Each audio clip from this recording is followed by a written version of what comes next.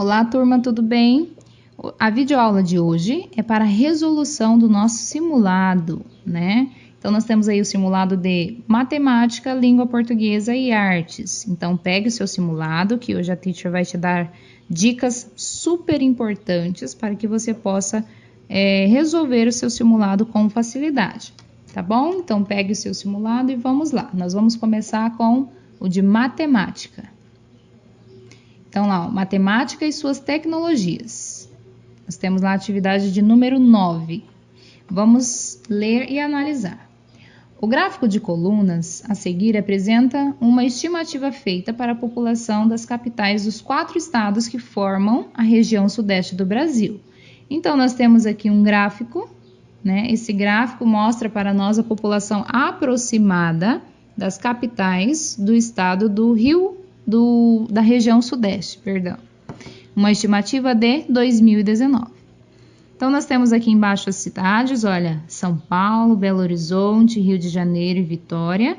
E aqui ao lado nós temos a quantidade da população de cada um dessas cidades. Então, vamos lá analisar, ó. A cidade de São Paulo tem aproximadamente 12 milhões de habitantes. Belo Horizonte tem aproximadamente 2 milhões de habitantes.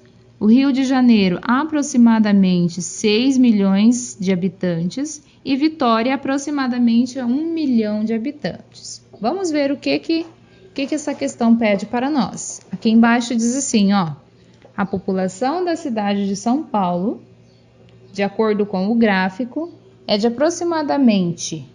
Aí você vai analisar as questões, as alternativas, e vai assinalar a alternativa correta, de acordo com o gráfico, que nós acabamos de falar sobre ele, tá bom?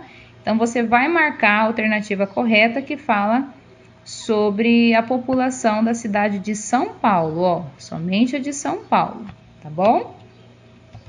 Número 10. A população da cidade em que Tiago mora foi determinada no último censo demográfico em 609.078 habitantes. Ele precisa escrever esse número em uma tabela para um trabalho de geografia. Escrevendo apenas com algarismo teremos. Então, preciso pegar a escrita desse número e transformar na escrita de algarismos. Então, a prof fez aqui embaixo, ó. 609.078. O 600 aqui, ó, equivale a 6. O 0 equivale a 0, é um elemento neutro. 9.000 equivale a 9. O 0 equivale a 0. A dezena aqui de 70 equivale a 7. E 8 unidades equivale a 8. Então, essa é a forma, ó, que ele pode escrever com algarismos o número de 609.078, ok? Prestem bastante atenção e assinalem a alternativa correta. Número 11. Em uma aula de artes, a professora pediu que seus alunos tentassem fazer com a argila a representação de uma figura espacial formada por exatamente 4 faces. Então, uma forma que poderá ser feita por um de seus alunos é a de que forma que ele pode fazer essa figura espacial de 4 faces? Um cubo, um quadrado, uma pirâmide de base triangular ou uma pirâmide de base quadrada? A prof trouxe aqui um exemplo que ele pode fazer, olha. Então, nós temos aqui uma pirâmide e o que vocês têm que observar nessa pirâmide? É a base dela, essa parte aqui de baixo, ó. A base dela é uma base triangular, uma base quadrangular. Que tipo de forma que tem essa base, tá bom? Então, respondam e assinalem a alternativa correta. Essa é uma pirâmide de base o quê? Tá bom? Prestem bastante atenção. Número 12. Um artista quer montar uma pequena caixa feita de cartolina com a forma dos seguintes sólidos.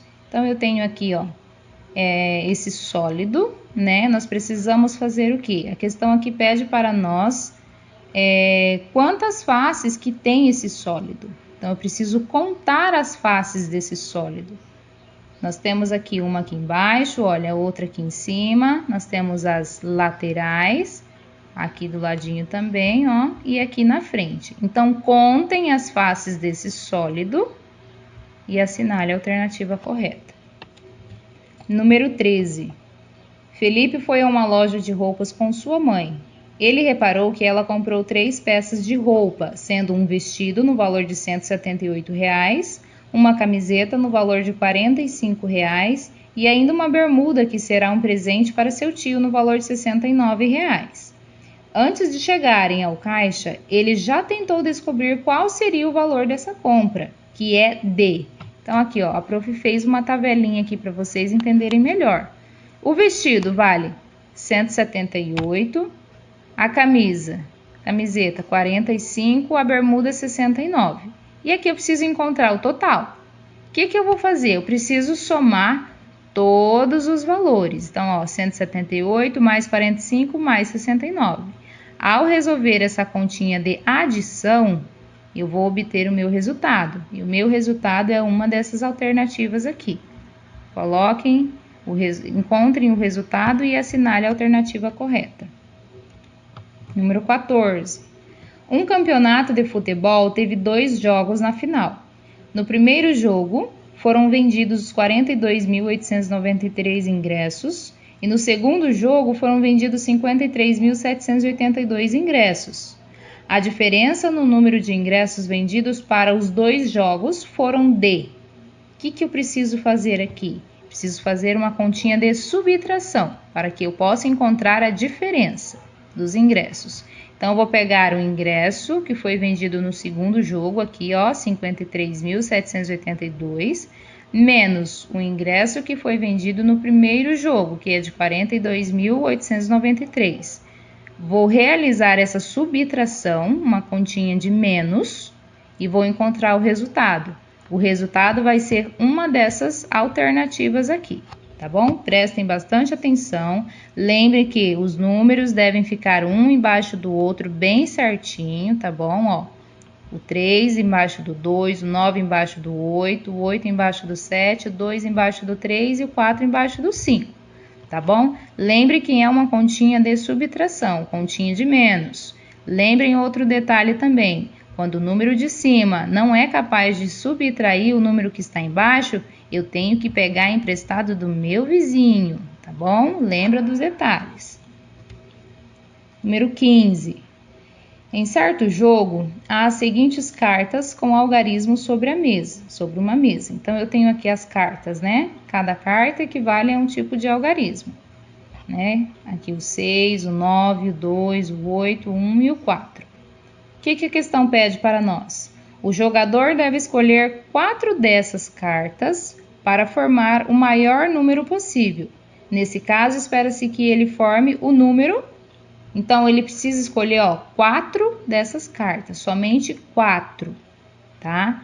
A prof já cuidou aqui em colocar para vocês esses números em ordem decrescente. Então, aqui 9, 8, 6, 4, 2 e 1, está aqui na sequência do maior para o menor, tá bom?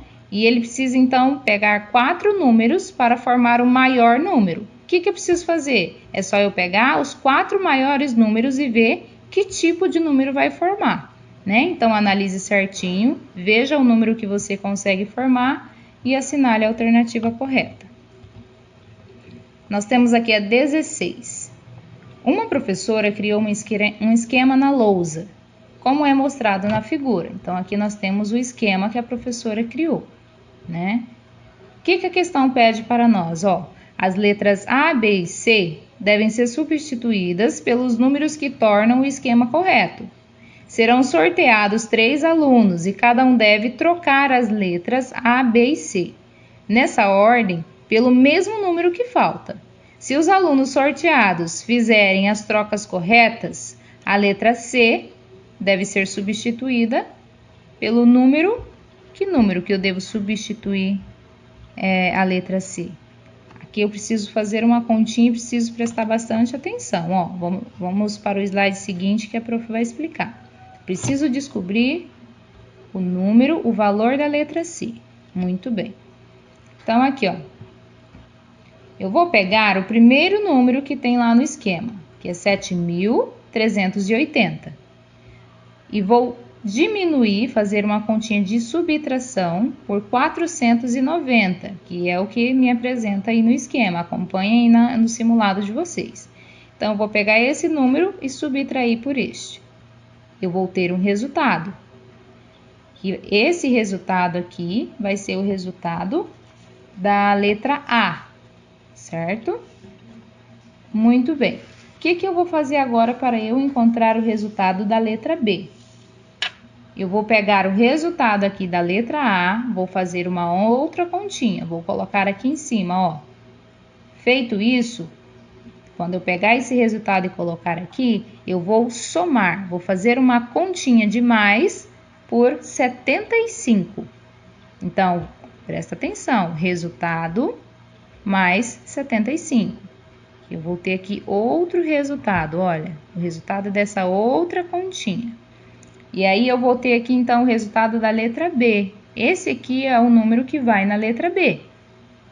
Feito isso, eu preciso pegar o resultado da B e fazer uma outra continha aqui para eu encontrar o resultado da letra C. Eu vou colocar ele bem aqui, ó. Então, eu vou pegar agora o primeiro número que está bem em cima aí no simulado de vocês, que é 7.380. Vou pegar esse número e vou fazer uma continha com o resultado da continha anterior. Só que essa minha continha aqui agora vai ser uma subtração. Essa aqui é de menos, ó, prestem atenção. Então, eu vou pegar o número 7.380 e vou subtrair pelo resultado da minha continha anterior. Feito isso, eu vou encontrar o resultado da letra C, tá bom? Então, preste atenção, o resultado da letra C vai estar aqui, ó, tá bom? Quando você encontrar o resultado da letra C, você vai saber qual alternativa é correta, tá bom? Então, façam os cálculos, prestem atenção e assinalem a alternativa correta. Muito bem, galera, este é o simulado de matemática. Agora nós vamos partir para o simulado de língua portuguesa, tá bom? Então, vamos lá.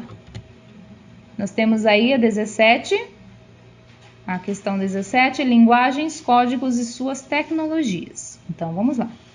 Nós temos aqui uma imagem, né? A questão pede para nós observarmos a imagem e responder a questão. Nós temos aí uma menina, né, fazendo uma arte, né, um grafite. Nesse grafite que ela está pintando aí, nós vemos que temos a imagem de um animal, nós temos flores, nós temos folhas, uma paisagem bem bonita, tá bem legal, né? E aí a questão pede para nós, o grafite é uma o quê? Voltando aqui ainda na observação da imagem da menina, onde que ela está fazendo essa pintura? Parece que ela está fazendo essa pintura em um muro, né? Em uma parede, né? Parece que ela está em uma calçada de uma rua pública, né? Muito bem. Aí aqui eu tenho as alternativas. Grafite é uma arte feita em paredes e muros públicos, pintura feita para ser exposta em um museu, arte que não interfere na imagem da cidade, ou pintura que não é considerada arte, mas pichação. O que você acha que é o grafite? Analise certinho a imagem e marque a alternativa correta. 18. Leia o texto e responda a questão. Então, vamos lá ler o textinho aqui, ó. Acompanhem aí. Heitor Villa-Lobos, 1887 a 1959. Foi um maestro e compositor brasileiro, considerado um expoente da música erudita no Brasil. Suas peças são executadas no circuito dos mais prestigiados teatros europeus e americanos. Heitor Villa-Lobos nasceu no bairro de Laranjeiras, zona sul do Rio de Janeiro, no dia 5 de março de 1887. Foi filho de Raul Villa-Lobos, diretor da Biblioteca do Senado e músico amador, e da dona de casa Noêmia Monteiro. Grandes incentivadores dos estudos do filho, aprendeu com o pai a tocar violão e violoncelo. Autodidata, com 6 anos, compôs a primeira peça para violão, baseada em cantigas de roda. Com 8 anos, começou seu interesse por Bach. Apreciava também os ritmos populares, conheceu os ritmos nordestinos, quando frequentava com o pai a casa de Alberto Brandão, onde se reuniam os cantores nordestinos. Aprendeu clarinete e saxofone. Muito bem, então aqui nós temos informações sobre a vida desse autor, desse compositor, né, Heitor Villa-Lobos, né? Fala sobre o ano que ele nasceu, o ano que ele morreu, o que ele fazia, sobre a influência dos pais, né? Agora vamos ver o que pede a questão para nós. O texto em questão, fragmento de uma biografia, tem como objetivo principal informar sobre a vida de Villa-Lobos, divulgar o local onde as peças de Villa-Lobos são executadas, explicar a importância da música erudita no Brasil, mostrar que Villa-Lobos frequentava a casa de Alberto Brandão. Então, qual o objetivo principal desse texto? Então, aqui, ó, presta atenção nessa dica aqui, ó, fragmentos de uma biografia. O que é uma biografia? Né? Biografia é quando fala da vida de alguém, de uma pessoa, tá? Então, prestem bastante atenção e assinale a alternativa correta. 19. Leia o texto e responda as questões. Emília estava na sala de Dona Benta, mexendo nos livros. Seu gosto era descobrir novidades, livros de figuras. Mas como fosse muito pequenina, ó, ela era muito pequena, só alcançava os da prateleira de baixo. Para alcançar os da segunda, tinha de trepar numa cadeira. E os da terceira e da quarta, esses ela via com os olhos e lambia com a testa. Por isso mesmo, eram os que mais a interessavam. Sobretudo uns enormes. Emília subiu, alcançou os livrões e pôde ler o título. Era o Dom Quixote de La Mancha, em 2 volumes enormíssimos e pesadíssimos.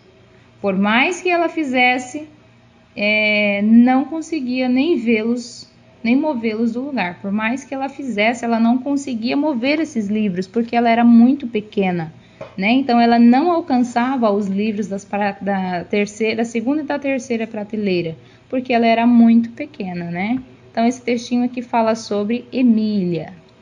Vamos ver o que a questão pede para nós. A palavra que indica uma característica de Emília é olhos, lambia, prateleira ou pequenina.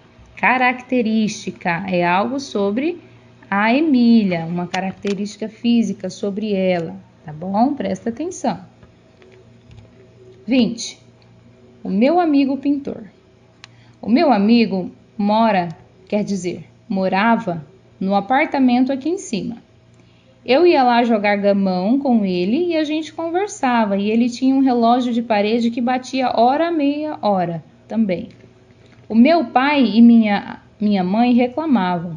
Oh, mas que coisa enjoada essa bateção. E a minha irmã me perguntava. Será que teu amigo nunca vai se esquecer de dar corda no relógio, não? Mas cada um de um jeito, não é?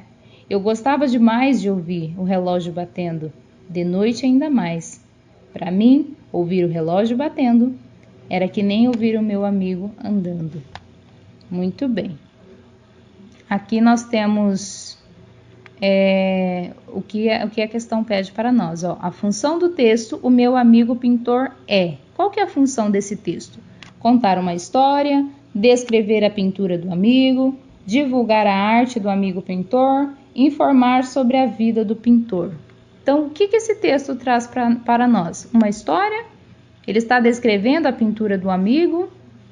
Ele está divulgando a arte do amigo? Ou está informando sobre a vida do pintor? O que você acha?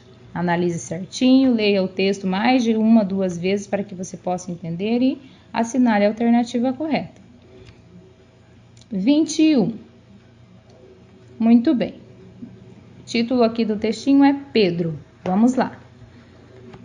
Tocou flauta antes mesmo de falar. É o que contava a avó de Pedro. Então, ó, já sei que essa historinha quem está contando é a avó de Pedro, tá bom? A avó de Pedro está falando sobre Pedro. Depois da flauta veio o violão. Do violão, o piano. Do piano, o baixo. Do baixo, o que realmente o deixava feliz, a guitarra. Desde cedo diziam que o garoto era um virtuoso, um multi-instrumentista, igualzinho ao Paulo. Exagerava Paulão, o pai, comprando o filho a um tal de Paul McCartney, baixista dos Beatles, que também é fera na arte de tocar vários instrumentos e um ícone para todo e qualquer músico.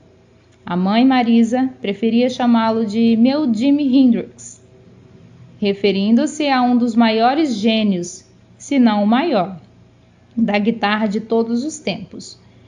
Pais, esses seres sempre corujas. Então, muito bem, vamos ver o que a questão pede para nós. No texto, a pessoa multi-instrumentista é... Quem que é a pessoa multi-instrumentista? De quem que esse texto está falando? Quem é o personagem que toca vários instrumentos, né? De quem que a avó aqui está falando? Está falando do pai, da mãe, está falando de Pedro ou de Paulão? Então, preste bastante atenção e assinale a alternativa correta. 22. Leia o texto e responda a questão. Então, eu tenho aqui, Prometeu. Prometeu havia sacrificado a Zeus um touro, mas Zeus estranhou o cheiro da fumaça, espia e descobre tudo. O touro não era touro de verdade, e sim uma armação de vime e palha. A partir desse dia, Prometeu ficou marcado. Em seguida, veio a história de ensinar as artes aos homens, e se depois de grandemente se aperfeiçoarem nas artes, os homens virassem deuses. Zeus não gostou da brincadeira, e por fim veio o grande crime. Prometeu roubou o fogo do céu para dá-lo ao homem. Aí Zeus explodiu e inventou a incrível tortura do abutre, e a comer um fígado vivo e renascente. E quando foi isso? Há milhares de anos. Quer dizer, então, que o pobre Prometeu está lá há milhares de anos e não há ninguém que se anime a liberá-lo? Então, muito bem, nós temos aqui um textinho que fala sobre Prometeu. Prometeu era uma pessoa, esse é o nome dele, tá? Aqui, a questão pede, o autor do texto é... Bem aqui embaixo nós temos a referência, ó. E bem aqui é onde fala, ó, sobre o autor do texto. Então, prestem bastante atenção. Aqui diz assim, ó, Lobato Monteiro, Os 12 Trabalhos de Hércules. 19, edição de São Paulo, Brasiliense, 1994, fragmento. Então, aqui eu tenho o autor, o título, né, do trabalho, a editora, o ano que foi publicado, tá bom? Então, observem aqui, leiam essa partezinha aqui, que vai dizer para vocês quem é o autor, tá bom? E assinale a alternativa correta. 23. Leia o texto e responda a questão. Do erudito ao popular. Qual é exatamente a origem do grafite em São Paulo? Para acadêmicos, ele é fruto dos jovens do movimento hip-hop que nasceu na periferia da capital.